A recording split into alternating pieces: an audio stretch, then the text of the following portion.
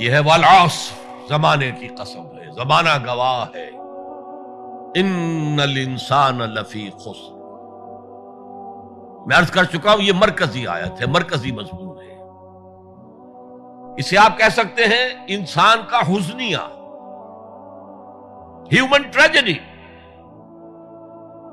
آپ کو معلوم ہے گوتم بدھ کیا بپتا پڑی تھی اس پر کہ شہزادہ تھا کپل وستو کا، محل میں رہتا تھا، جوان بیوی تھی، ایک بچہ بھی، بیٹا وہ بھی تھا۔ جوان بیوی کو اور بیٹے کو چھوڑ کر جنگلوں میں نکل گیا۔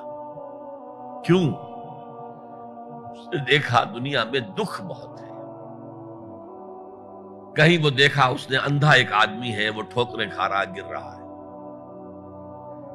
کہیں دیکھا کسی کا بچہ جو ہے عالم نزع میں ہے، کوئی کچھ نہیں کر سکتا، رو رہے ہیں، پیٹ رہے ہیں۔ کہیں دیکھا جنازہ جا رہا، کندھے کے اوپر رکھ کر لے جا رہے ہیں۔ تو اس کے فکر کا مرکزی نقطہ کیا ہے؟